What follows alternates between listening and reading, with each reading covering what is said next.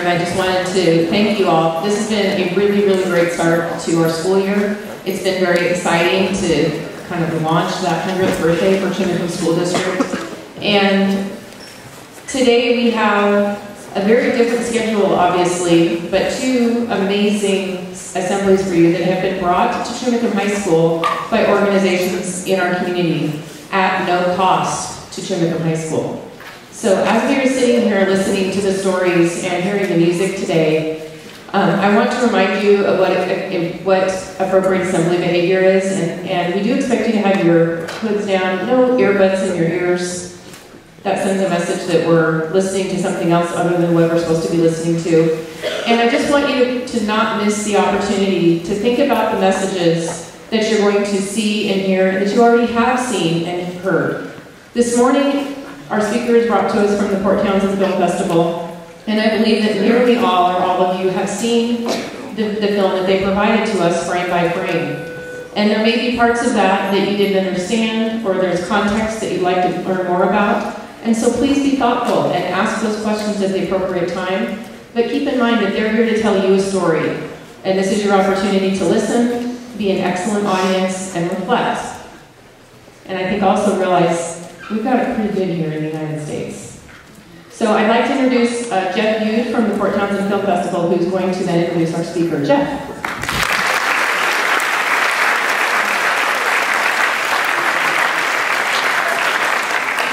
Good morning. I'd like to thank Dr. Meisner for hosting us today, and a few other people to thank. Evans AD class for setting up this presentation for us. Thank you for that. Also, we have some South County visitors from Quilcene and Brennan. Thanks to Ms. Dubzinski and Ms. Williamson for bringing their classes up. Appreciate it. Great to see you here. And just to thank the Chimacum High School students for welcoming us here. For students, I just want to give some information for you. A chance to see some free movies this weekend. And so you've seen Frame by Frame, but tonight and tomorrow night and Sunday night, there's free outdoor movies downtown in Port Townsend. Tonight's Rob Williams film, Mrs. Doubtfire. Ratatouille is a cartoon, and it's a classic, and it's tomorrow night. And then Cinema Paradiso is screened on Sunday night. If you haven't seen that, it's pretty interesting. It's basically about the love of cinema and the love of going to the movies. So at 7:30 downtown, sitting on bales of straw, so bring a chair or just grab a bale of straw. It fills up, so get there a couple minutes early if you want to get a seat. Lots of fun. There's popcorn down there, so come on out. The other thing that a lot of people don't know about is the festival has another venue that's free, and it's called the Peter Simpson Free Cinema. It's in the Cotton Building, which is basically just right next to Elevated Ice Cream, and films will screen there tomorrow and on Sunday at 9 o'clock in the morning, at noon, at 3 o'clock, and 6 o'clock. And there's no cost. You do need to sign up ahead of you show up basically an hour or a half an hour before the movie. They give you a card, and then when the movie starts, you show up with that card and you get in. So good to show up a couple minutes early for that to get a seat, because it does get popular there. But if you have a chance and you want to see basically whatever movies are showing at the festival, you can come out and see that. You're going to see more movies at the festival that are in the genre of frame by frame, Moe's movie, and documentaries, and also narrative films or fiction films. But they're going to be movies you never will see at the theater, and a lot of them are hard to find on YouTube or on streaming services. So a great chance to see cinema that's rare and beautiful. So I encourage you to come out for that. So Alex Bombach is not here today. She's the other filmmaker. She's going to be in Port Townsend this weekend. So if you're up there, you may get a chance to see her and meet her. The other great thing about being in Port Townsend tonight and tomorrow and on Sunday, you'll see filmmakers walking around, and you can just walk up and talk to them. You might see Mo and say, "Hey Mo, love your film," and you get a conversation going, so it's a lot of fun. So I encourage you to do that. Now Mo flew in late last night to Portland, and she got up early and drove all the way up here, so we really appreciate her being here. But we just want to thank her for coming and being with us today and sharing her vision and her art. So Mo, come on up and meet the students.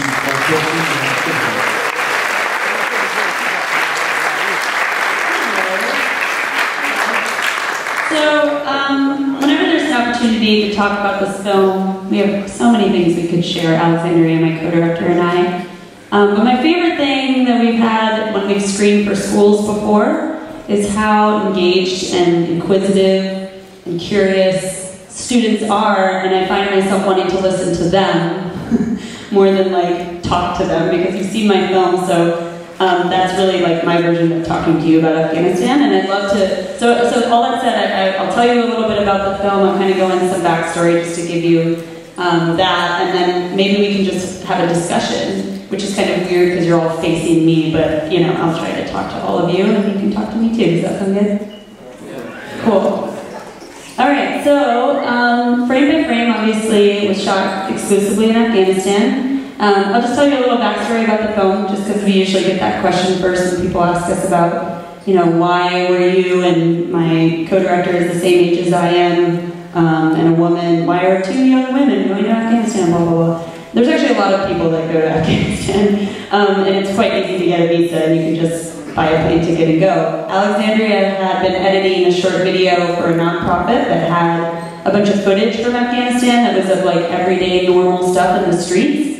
And it really kind of piqued her interest because she was like, I don't ever see this side of Afghanistan. What are all these other sides? And then we started looking into photographers and storytellers in the country, because who better to tell the story, the other sides of the story? There are a lot of sides, but storytellers themselves from the area that we're going to. So we met 4 photographers in 2012 when we went the first time. Alexandria basically sold her truck, bought us plane tickets, and we went for 2 weeks, and we shot interviews with them. That's where we really got to know them a little bit and realized that this was like a really crazy, compelling story that had 4 characters. We're both, my co-director and I, both are really used to working on things about one person, or like one maybe organization or something. And so it was really like, oh no, this is a lot of people that we have in this movie. But all of them, I think, gave breadth to the experience of being a photojournalist in Afghanistan, because they all obviously had very different, unique outlooks and different experiences.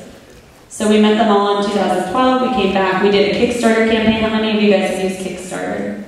Have you given money on Kickstarter? You should if you haven't, it's awesome. It's a great way to just support films, but there's a lot of like other awesome creative projects on Kickstarter.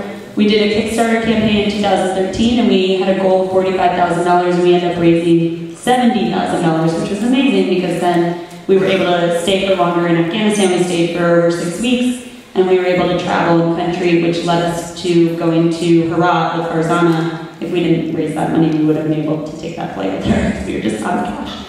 So we had a great production. It was incredibly productive, no pun intended. And I think the like sheer, I don't know what the word is, not fate, but there's something about this film that really wanted to be made. Everywhere that we went, we felt like there was beautiful cinematography. There was these incredible scenes of everyday life kind of unfolding in front of us. We had access to all kinds of incredible local stories, and also access to the barriers that the journalists face, even though we had a pretty short timeline to shoot. So this was my first feature-length film, Alexandria's first feature-length film, and we're pretty proud of it. We like to kind of gauge the interest of what everyone else is kind of getting from it, though. And so now I'd like to kind of turn to talk about that.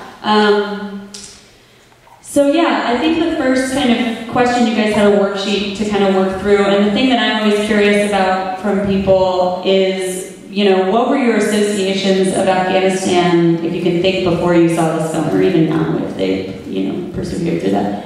What are maybe some words that come to mind, and be as honest as you want to be, words that come to mind when you hear Afghanistan? Chaotic. Chaotic. Just yell them out. Why don't you just yell them out? War. Taliban. Al-Qaeda was not in Afghanistan, but that's a great point, though. The U.S. invaded Afghanistan because it was the U.S. believed that the Taliban was offering a sanctuary to Al-Qaeda. So while Al-Qaeda is not an Afghan organization, it definitely is like a confusing thing for a lot of people. In fact, most people I know confuse the Taliban with Al-Qaeda, and it's not all that important necessarily to the film, except to know, if you remember in the timeline, that we distinctly say what the Taliban was, and the Taliban is a homegrown Afghan political faction. So it was made in Afghanistan. People who are part of the Taliban started it there and only really wanted to run Afghanistan. They weren't bombing, the towers. They were offering safe haven to a group that supposedly bombed the towers. Okay, anything else? A loud yawn. Afghanistan can be morbid sometimes. Desert. Sand, desert. Terrorists. Mountains, yes. Poverty. What was your perception of, where do you feel like your perception, these words were coming from? Where did we hear about Afghanistan? Movies. Yes, I think as you guys know, our media is pretty, there is like a pretty much one narrative about Afghanistan coming from, our media, and it's very much focused on war. So when we wanted to make this film, we wanted to obviously recognize that this is a war zone, but it was also important to us to just listen and see what life is like for Afghans who are living there. And a lot of times, you actually forget that there's a war going on.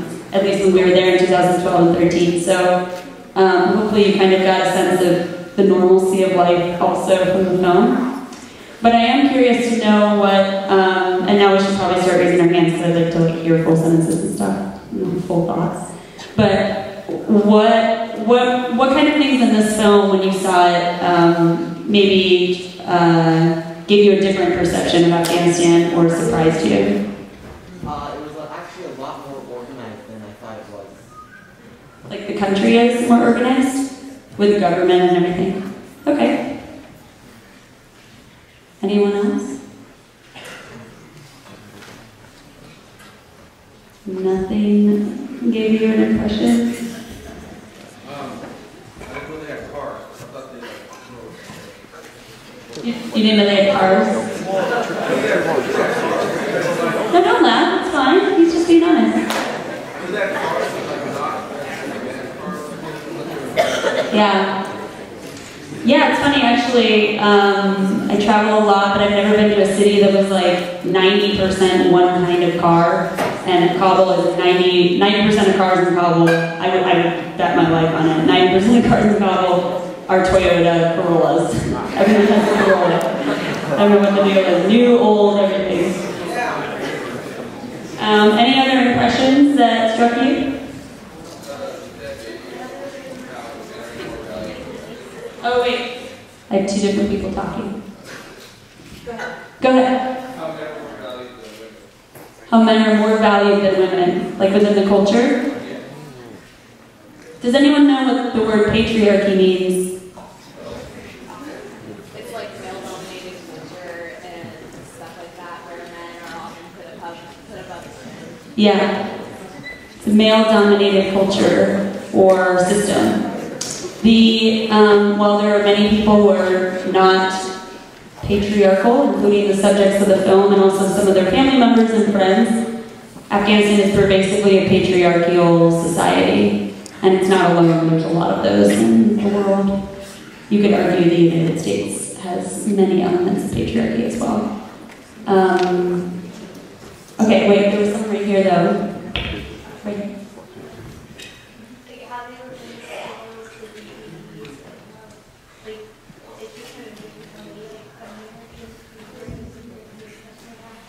How many American things they had?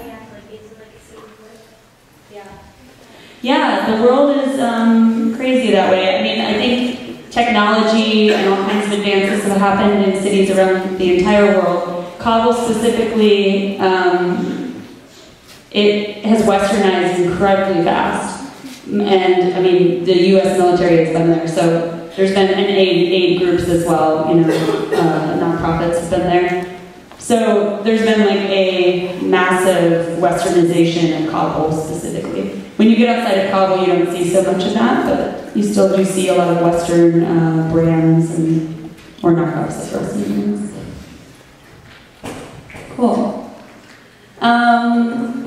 So let me think of how we're to go next. I guess I wanted to see if you guys had any questions about how we made the film in terms of the perception stuff. I wanted to see, you know, as you are thinking of things that you thought about Afghanistan before and things that were brought to light because of the film. Does anyone have any questions for me about, you know, what we decided to shoot and follow? Go ahead. Remember one part of the movie where you're in the hospital and the doctor kind of didn't want you to film the women? How do you talk to them to let them do that? So that was a really weird situation where there were several things going on. One, we walked in and he said the same thing to us in English that he said to Farzana, which is like, shouldn't be filming here, this is bad, don't, you know, people will get upset, they might even kill me. Oh, but come on in. And I was like, okay. And then we always have people sign a release, and I think sometimes, I mean, legally you should, but also it's important sometimes to let people know, like, this is a real movie, and when we film you, you will be used in the movie, maybe, and you should know that. And so we gave him a release, and he signed it. And then after, we had a conversation with him, and he was like, yeah, I signed the release. So it's not like he changed his mind about being revealed, so that was interesting. We're still not sure what we think of that. As far as the filming in the room, Alexandria and I do not, as hard as we tried, we do not speak fluent Dari, so we didn't actually know while we were filming that he was inadvertently, you know, kind of threatening Farzana, or he was passing along threats or anything like that. We didn't really know that was happening. We thought that they were talking about stats and stuff. And then we realized the tension in the room was growing, and we were like, wait a minute, and then he told us to turn the cameras off. So it was a very interesting thing for us to translate later and see just how much was revealed in that conversation about the barriers that journalists face in the country. Yeah, that's how that happened. Yeah?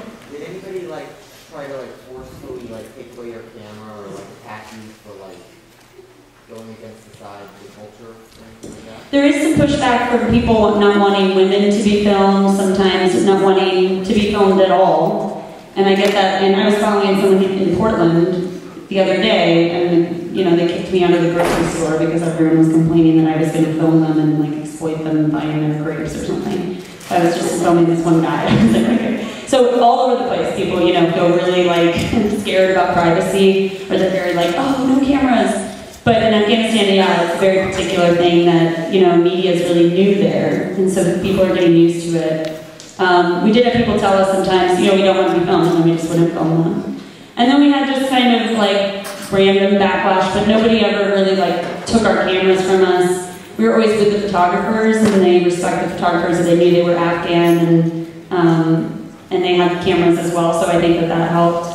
When we were under the heroin bridge, though, I just remembered when we were filming the heroin addicts under the bridge with Wakil, that a woman was really excited and came up and like hit me and put her finger in my mouth.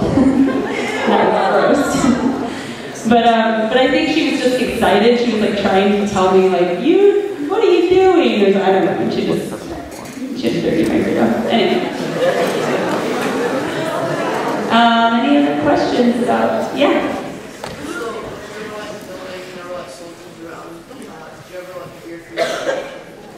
Good question. So when I was filming, there were soldiers around. Did I fear for my life? When we were filming with Masood running towards the suicide attack, you don't have time to fear for your life, honestly.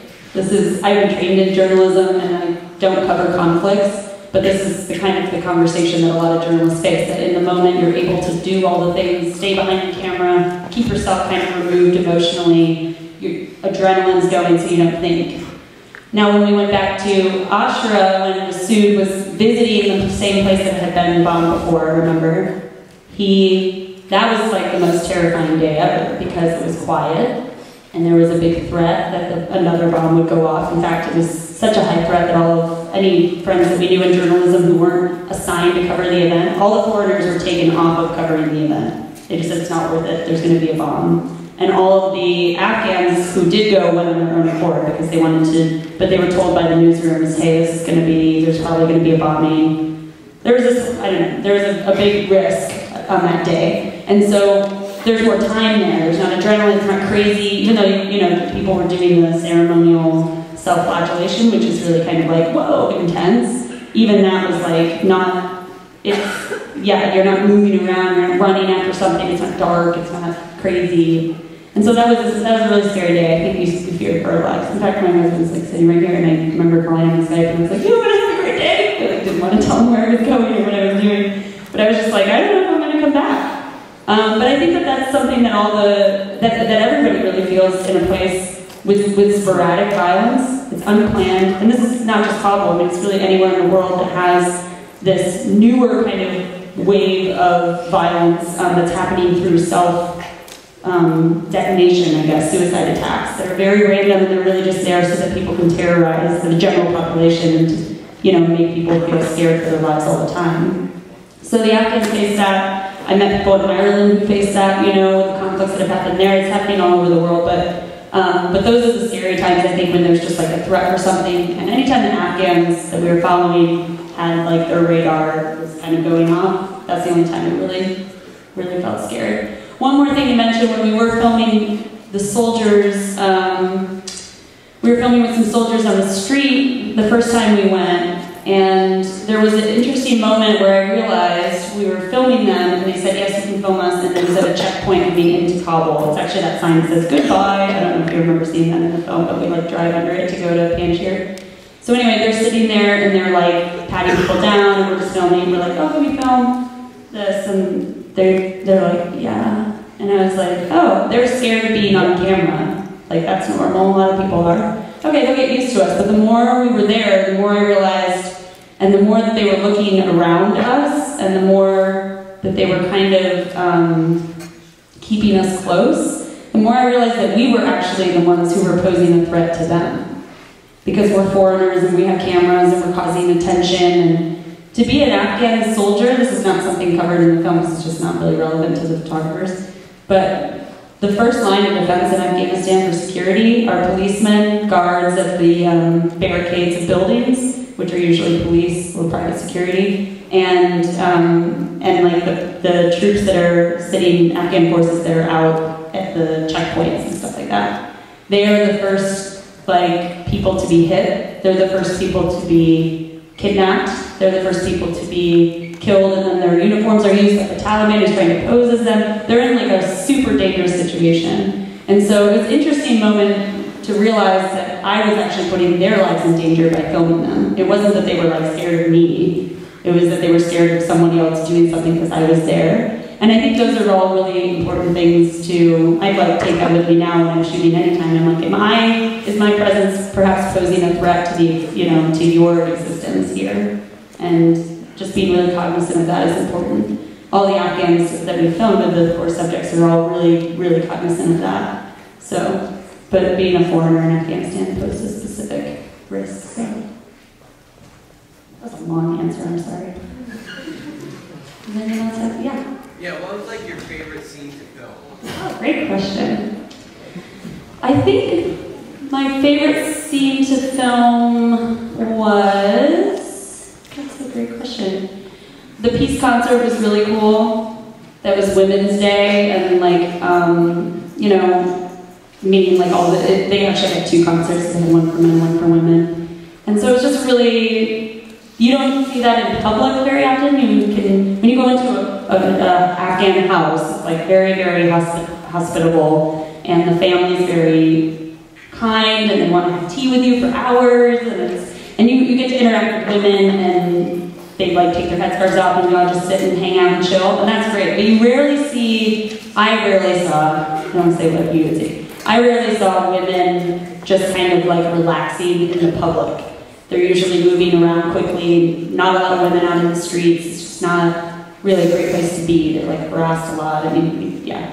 So there's spaces for that. There's a women's garden. But this was just a really cool day to see all these women on their like iPads taking pictures on their iPads and like hanging out. And a lot of them wore their like amazing, they have like the best fashion ever. And they have these like cheetah print scarves. And it was just a cool day because it was so chill. And I think that it was really interesting because that actually defined my expectation of Afghanistan, you know? And that's why we wanted to include that piece in the film. Yeah? So, filming women in the hospital, were some of them like hesitant on learning to actually talk to them or not? Well, we didn't even get the chance to ask. So that's really what Farzana, the question was, were the women in the hospital hesitant to talk to us? That was what Farzana's biggest beef with being kicked out of there was, is that it wasn't about, oh, you know about what's happening and you're protecting this woman who told you she doesn't want her story told. It wasn't that. It was that he was like, you can't even ask. You can't even talk to them. You can't take any pictures. You can't even ask. No, the cameras are done. I'm going to tell you about how things are. You can stand in this little glass case, but other than that, like, you can't talk to them. And so that was really, that's obviously like a major problem for Farzana because she's like, well, I can put my the way she would normally work in that circumstance is, you know, get stats and interview him like she was doing there, but really the stuff she's going for is putting the camera away for a second, going out and saying, hi, my name's Farzana. I'm a journalist covering self-immolation. Can you tell me a little bit about what happened to you? Would you like to share your story? And getting to know the women and then being able to photograph them and tell their stories. So she couldn't even get to that point of seeing if there was somebody in the hospital who was burned by her husband like Jamila was, or someone who had burned herself and why. And then the numbers they have around self-immolation are really dubious. They say that it's declined rapidly and all this other stuff. But they're obviously not sharing the truth because they were covering things up. So Farzana was in a place where she was just really frustrated that she couldn't get, to even ask the women. And thereby we couldn't either. We could only get really where she was going.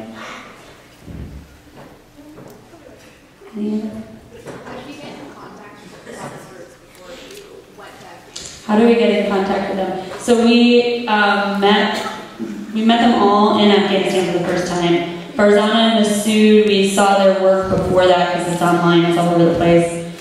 Najibullah is like, you don't say the word photojournalism in Afghanistan without hearing about him. He's like the father of photojournalism there. And then Wakil we met through a recommendation of somebody. And we were like, oh, he's kind of shy. I don't know if he really, we were just kind of sussing it out. And then he was like, you guys, I'm going to go shoot these heroin addicts tomorrow. Do you want to come? And we were like, yes. And we realized that Wakil has this kind of, forging into the stories that people don't usually see. He has that kind of attitude, so we wanted to see what that was all about. Yeah. Were you scared going under the bridge at first? Was I scared going under the bridge? I actually was not scared going under the bridge. I had a really kind of crazy symmetry, I don't know. The week before I'd been filming, or 2 weeks before, I'd been filming heroin addicts in Philadelphia. So I was like, this is not unsimilar. In fact, people were much more friendly than, people were really friendly. People are, especially when they're just trying to do what they're trying to do. They're addicted to heroin and they're just trying to get a fix. And they're going away from society by going under the bridge, They're kind of just like, leave me alone. And so the thing that I'm like more consumed with in that circumstance is really trying to gauge whether it's okay that I'm then filming them or not. Because it's just invading their space and what they're doing. So. Were you or anyone with you armed at any point in time? Were we armed? No, we were not armed. My co-director and I shot with our fixer translator guy named Najibullah. And not the same one as the photographer in the film, but, and his driver, Zarif. And it was just the four of us in a Toyota Corolla, like everybody else.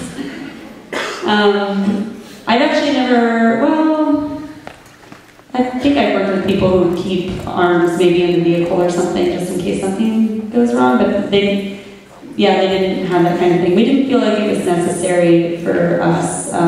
And actually, when we did see people in armored vehicles, talk to people who stay behind massive fortified compounds, the fear that you have in those spaces is something that you generate because you've decided that you needed to be armed, and I think that can really cause a radar. You can say, hi, I'm vulnerable, I don't know what I think right now, I'm fearful, and so we didn't feel that way because we had amazing guides and because we had the photographers looking out for us, so they're looking out for themselves too.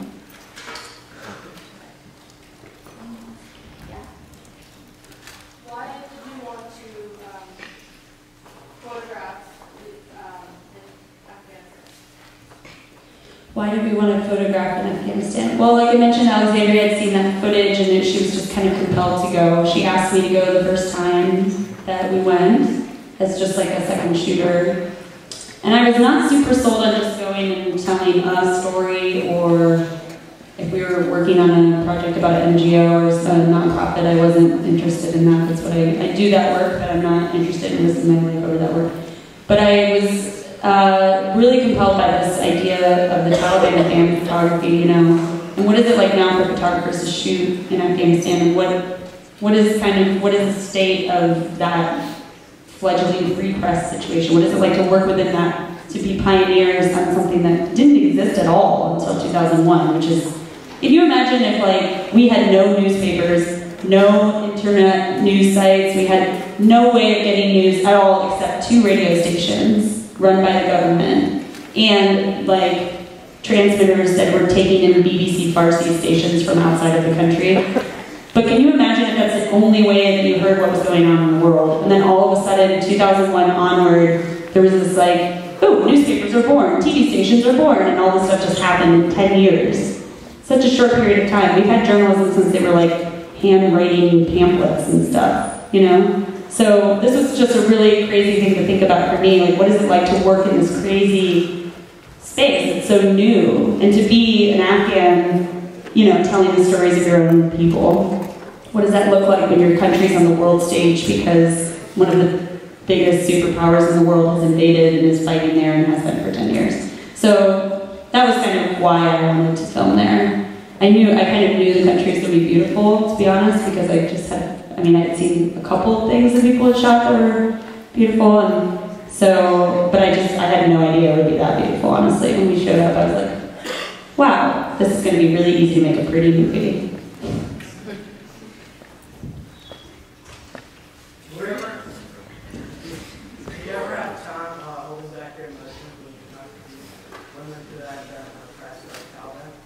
Did I ever have time for what? Trying to hold back your emotion and you're talking to women who have been oppressed about that. That's a great question. Were there times that I was like trying to hold back my own emotion about women being marginalized in Afghanistan? Yeah, all the time. It actually made me think a lot about this country, and it made me think a lot about patriarchal systems in general. It's so overt there, it's so obvious. Literally burning a woman with fire. Like, it's so, the abuse is so obvious. Covering, women in burqas, which not everyone wears burqa, but like a lot of women will do it because it's what is culturally kind of expected, or because they're just used to it, or their mom wore one. But so, you see and you feel the oppression when you're there, and when it's that obvious, it really makes you start seeing it everywhere, outside of Afghanistan too. This is not a place that exists in a vacuum. It's not a place that just woke up one day and decided men were in charge. Like, all of our societies have been run by men for a very, very long time. So it's just like, how did that kind of turn into what it is now, there? How have other places, dealt with their kind of abuse of women and improved, the culture or not. So yeah, it made me think a lot about that, and so I would get like pretty upset. I do know that when Alexandria and I were shooting, when you're shooting such long days, it is honestly like kind of hard to get emotional and like stew in it, which is a bad thing, which is like why I wish we'd had more time, because we could have really like also been processing what we were experiencing, but I feel like we were just like boom, boom, boom. I can say though that like when we shot with in Jamila's house, the girl who was burned, that we were pretty devastated after knowing what happened to her. And so I think we finished shooting at like 10 a.m. because we were over at her house really early. And I don't think we talked the rest of the day. We just, yeah. It was hard. Any other?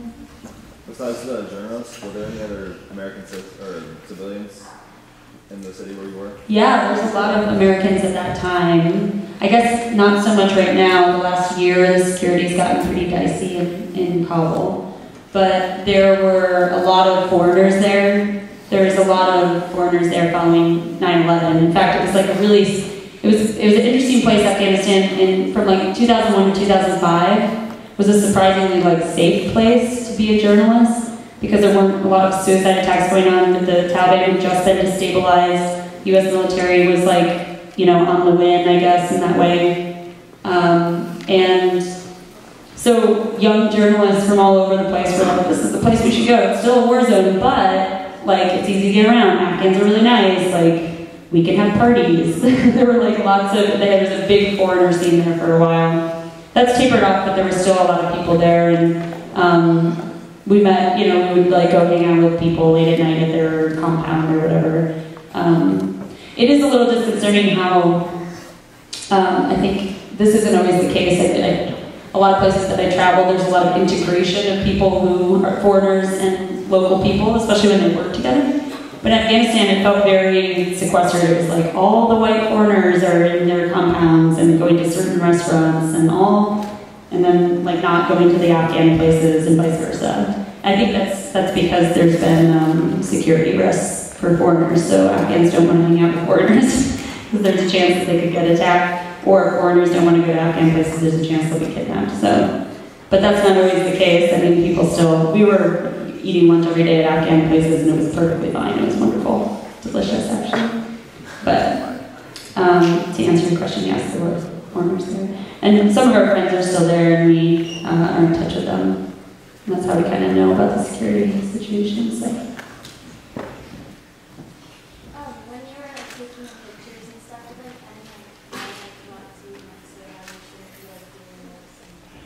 did Did men tell us we shouldn't be taking pictures? Yeah, we actually didn't. We didn't hear it, but I think it's because Alexandria and I are white, and we're. Although Alexandria has long dark hair, so sometimes people thought she was Afghan, which is kind of funny. But for the most part, they were like, "Oh, you're foreigners." And when you're a foreign woman, you aren't held to like a kind of standard that Afghan women are held to. So they wouldn't really say, "Hey, you shouldn't do that." But we definitely had. Farzana, when we were following Farzana, we had a lot of circumstances where she would be facing someone teasing her or being like, "What are you doing? Why are you doing that?" And that's what we tried to capture at the mosque when she went there and shot, and it was just like constantly men being like, "Whoa," like talking to her all the time, you know, and she's just like, "I just want to shoot photographs, leave me alone." But that's what she faces like every day, really, if she's shooting out in public. Yeah, I think people for the most part were actually pretty open to us shooting. And men were like pretty open and smiley and friendly and that kind of thing. So. How long were you in Afghanistan? We were there for like 2 weeks the first time in 2012, and then 6 weeks when we went back. So all together. Yeah, well, the first time we went is when we met them.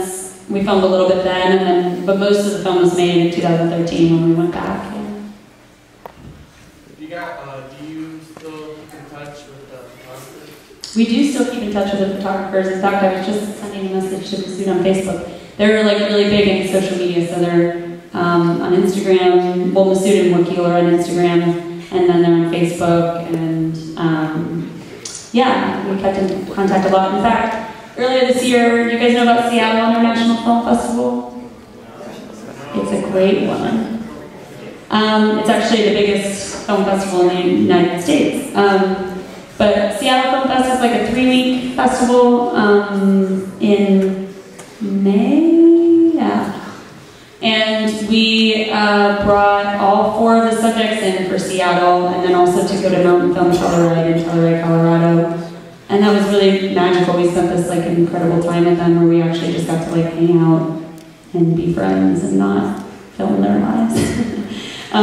So yeah, that was a really good time too because we could talk with them personally, like all together about how we're going to screen the film when we do in Afghanistan, which we need to do very carefully and privately. So it's good to like have that with them. But yeah, we have a good kind of ongoing relationship with them. So.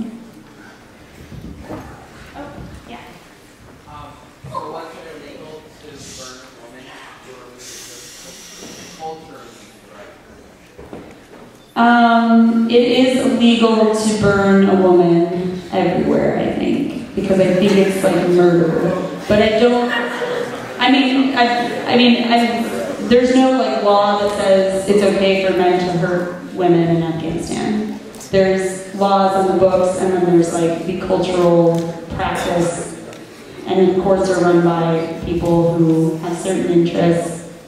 It's not really a very good justice system at all. So yeah, it is illegal to hurt humans, but that said, things get overlooked.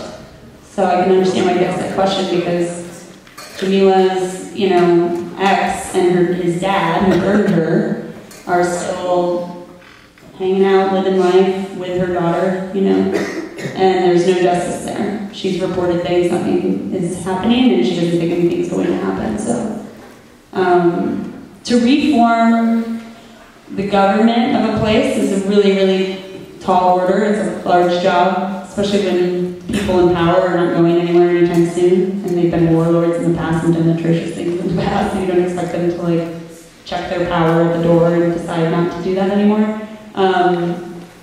But I think like a lot of hope is in exposing the stories and making them less culturally normal. If people know what's going on, they have to agree that it's messed up to burn somebody alive.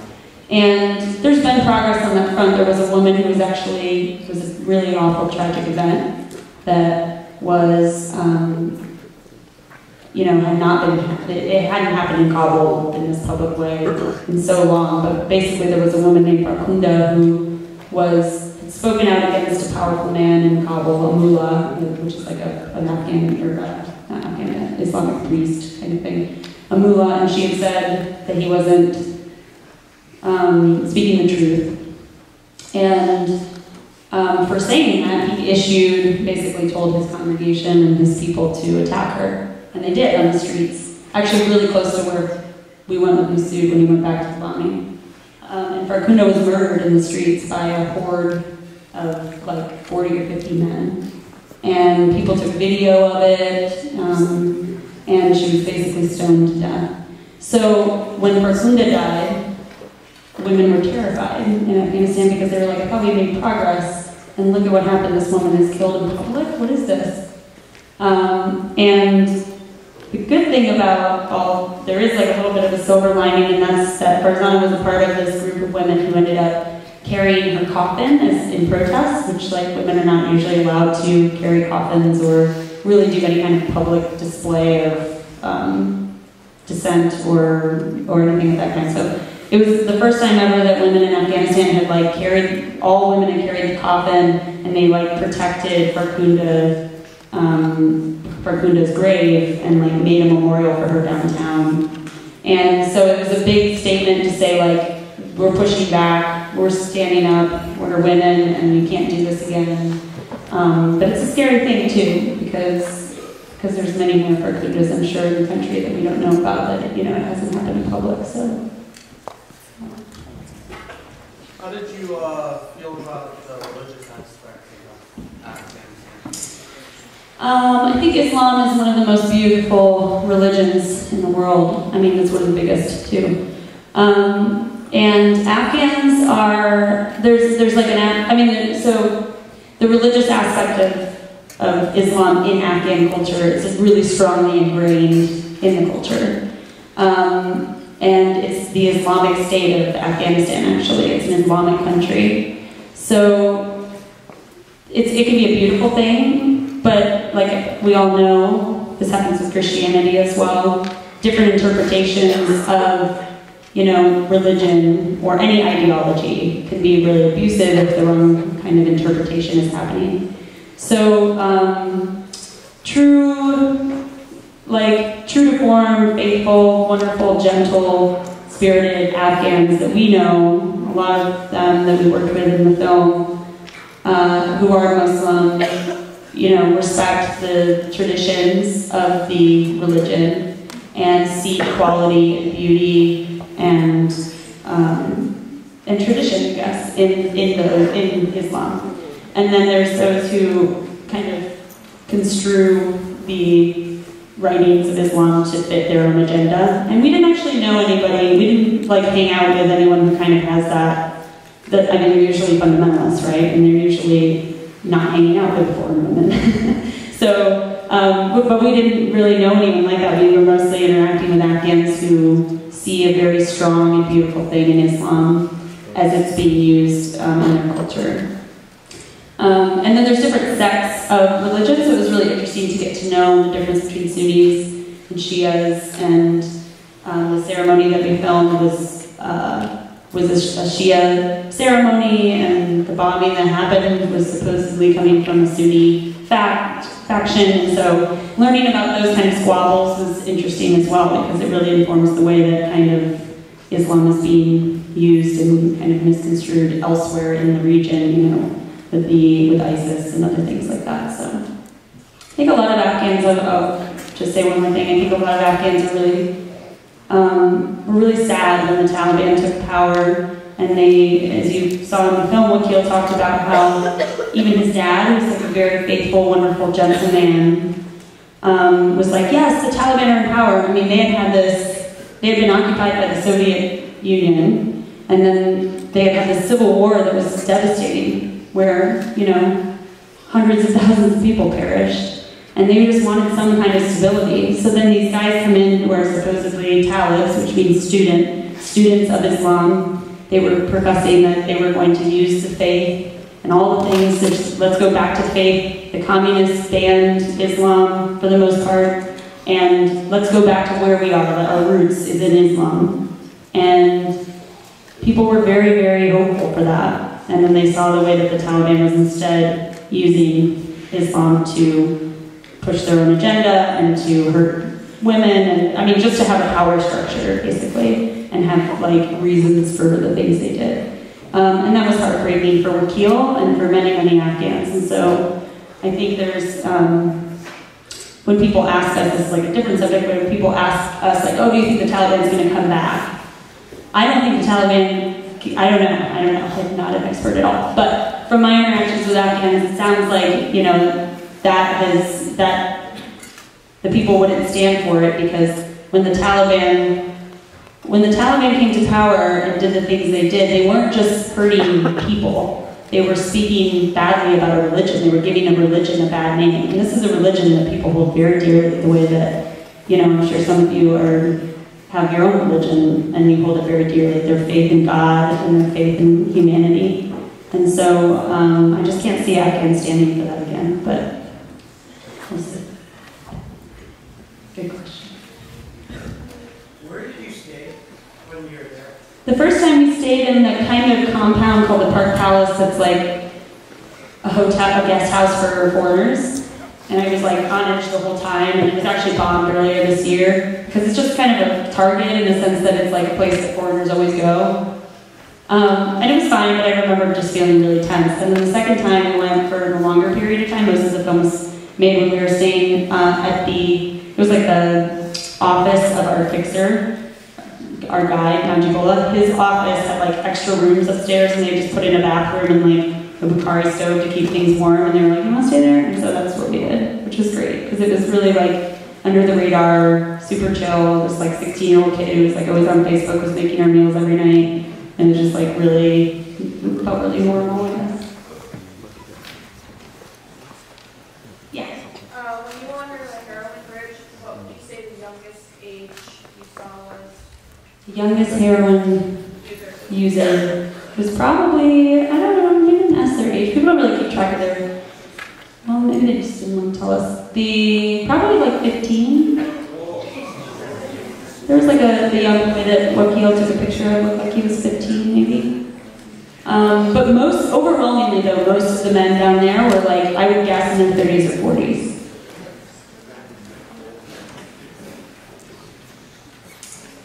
I don't know how much time we have, I just realized I'm still going. Oh really, wow, okay. Are there any burning questions? Otherwise I'll kind of just, yes.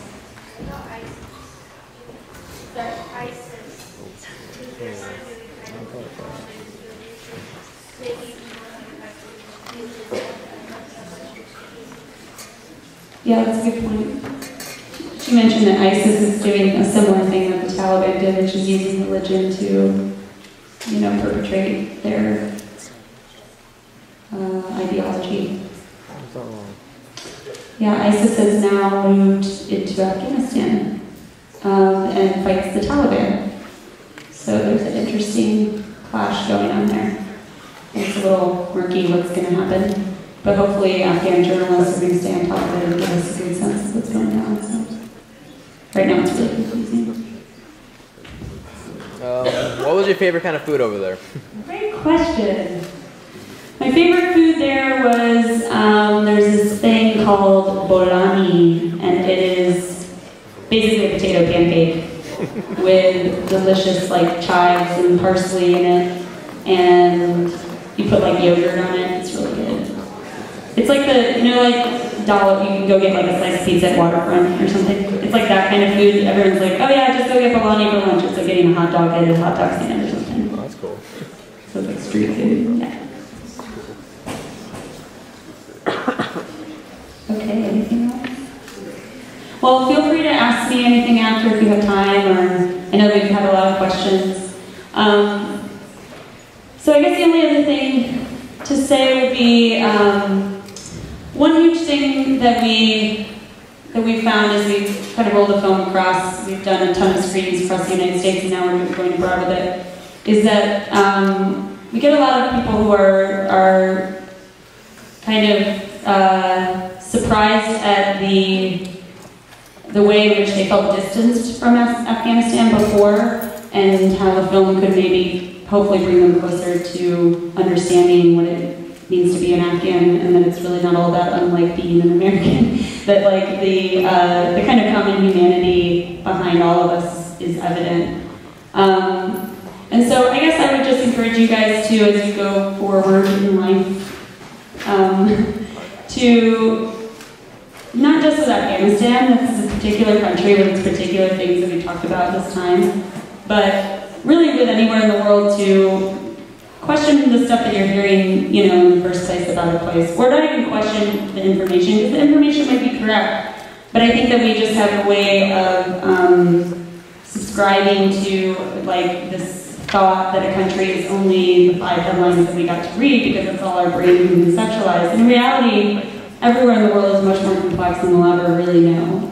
And that's one of the biggest privileges of doing my job, if you want to call it a job, is going and filming in places and with people in the United States as well as abroad that you just find that the more that you are around stuff that is unlike you, the more you learn about yourself, and the more you realize just how complicated all of it is, and that we're never going to get a full picture, but we can just kind of exist in this space in between where we're figuring it out. So I encourage you to, you can keep up with the photographers' work actually online. Both Masood and Wakil were in the New York Times last week, and their pictures are all over the place on AFP and Associated Press.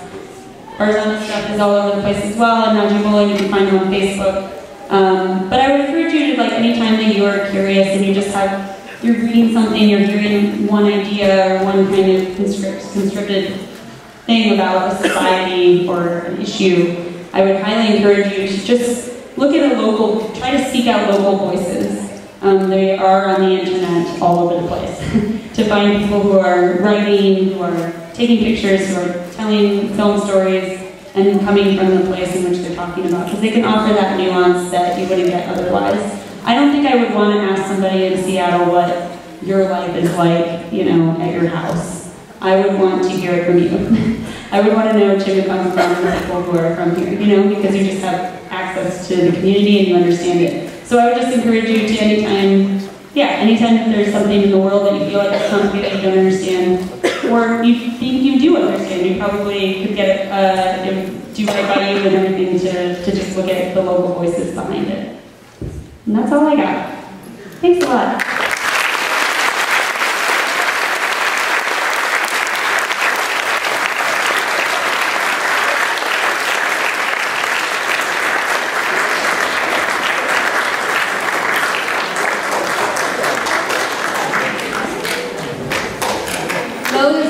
Stay during our lunchtime. She'll be here in front to greet you right now, and then we'll move over to the high school commons.